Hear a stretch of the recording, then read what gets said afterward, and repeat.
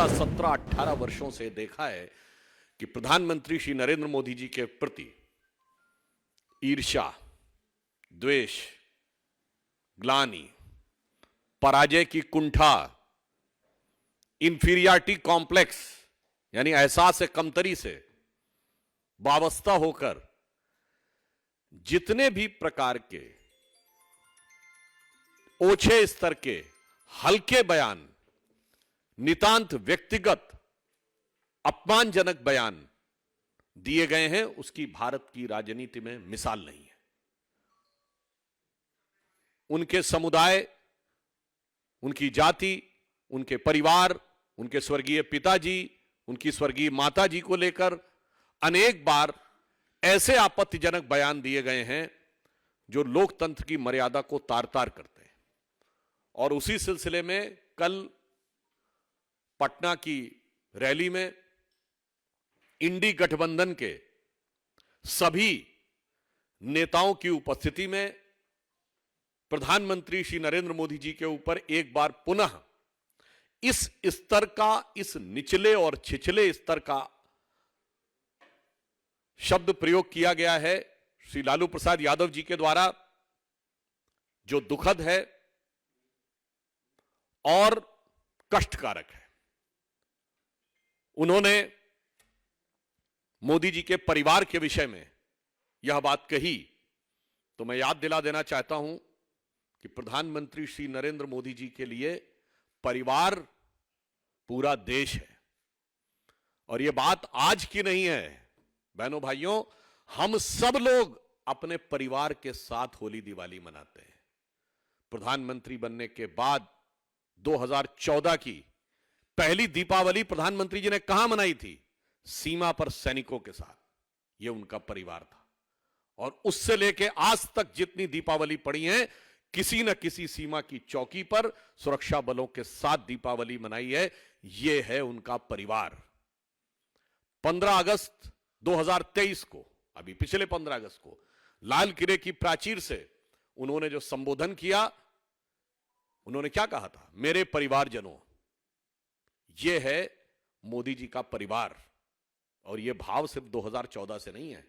अपनी तरुणाई की अवस्था में जब उन्होंने समाज के लिए और राष्ट्र को परम वैभव तक ले जाने के संकल्प के साथ अपने परिवार को छोड़ा था, तो उसी क्षण उन्होंने यह संकल्प ले लिया था कि अब यह पूरा देश मेरा परिवार है और इसीलिए परिवार के काम में किसी को थकान नहीं होती। पूछना चाहता हूं, ये जितने आज परिवार के, एक एक परिवार के राजतंत्र जो जैसे चलता था, उस राजतंत्रीय परिवारों के बरखुरदार लोकतंत्र के अलंबरदार बन के खड़े हैं, इनमें से क्या आपको लगता किसी का लक्ष्य है कि 2047 तक भारत को विकसित राष्ट्र और जगत गुरु बनाना है? ना, इन सब का लक्ष्य है कि 2047 तक यदि इनकी पार्टी रहे तो इनके परिवार के हाथ में सत्ता रहनी चाहिए। और यदि सत्ता मिल जाए तो सारी अर्थव्यवस्था इनके परिवार की मजबूत होनी चाहिए। मोदी जी का लक्ष्य है भारत विकसित प्रखर होकर आना चाहिए और भारत की अर्थव्यवस्था मजबूत होनी चाहिए। इसलिए हम ये कहते हैं ना, हम रहे ना रहें, भारत ये रहना चाहिए। ये कहते हैं भारत रहे या ना रहे, भारत चाहे टुकड़े में रहे, मेरा परिवार रहना चाहिए। आपको याद हो हमारे, और ये कोई ऐसा नहीं कि हम कल की प्रतिक्रिया में बोल रहे हैं, हमारे राष्ट्रीय अधिवेशन में आपको याद हो आदरणीय अमित शाह जी ने क्या बोला था इन सारे दलों के लिए? 7 पारिवारिक दलों के अलंबरदार आज आकर ये कहते हैं इनका क्या लक्ष्य है? लालू प्रसाद यादव जी का क्या लक्ष्य है? मेरा बेटा सीएम बन जाए। स्टालिन जी का क्या लक्ष्य है? मेरा बेटा सीएम बन जाए। शरद पवार जी का क्या लक्ष्य है? कि मेरी बेटी सीएम बन जाए। ममता जी का क्या लक्ष्य है? मेरा भतीजा सीएम बन जाए। और स्वर्गीय मुलायम सिंह जी अपने बेटे को सीएम बनाकर ही गए। ये सोच में अंतर है, हमारी सोच और उनकी सोच में।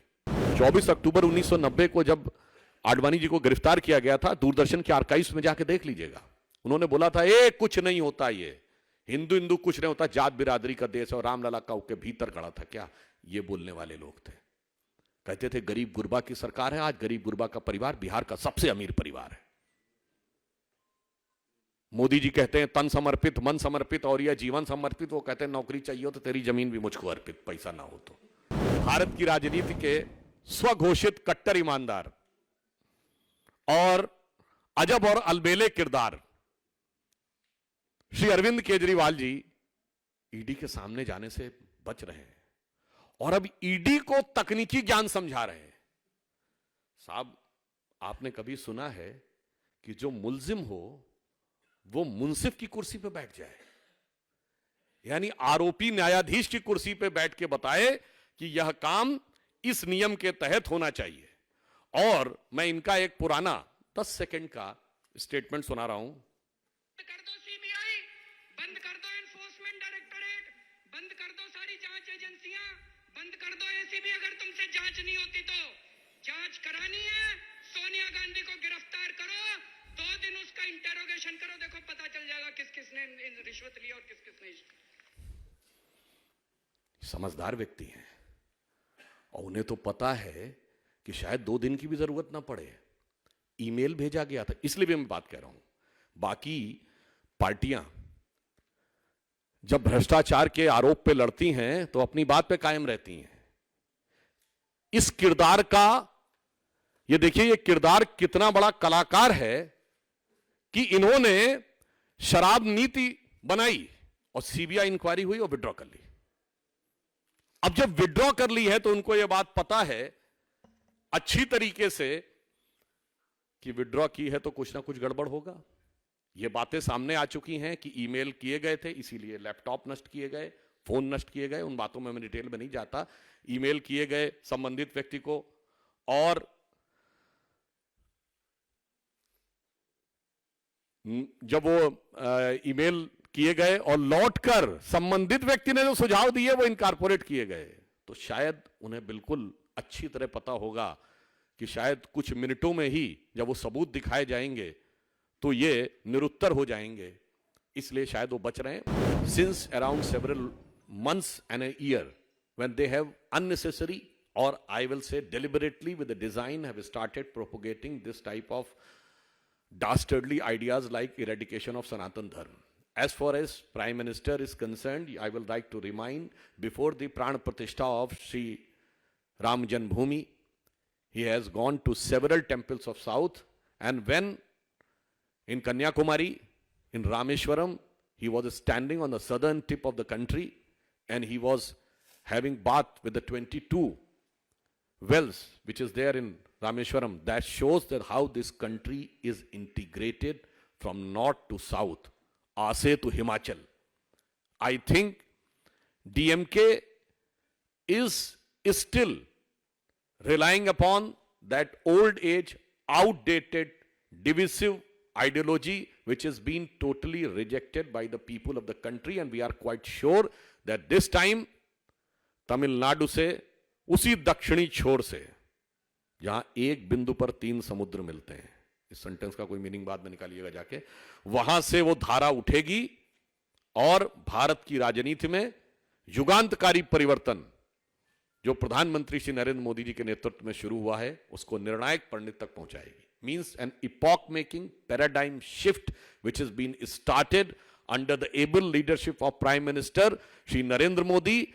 Now a new wave will emerge from south and will reach to its ultimate conclusion.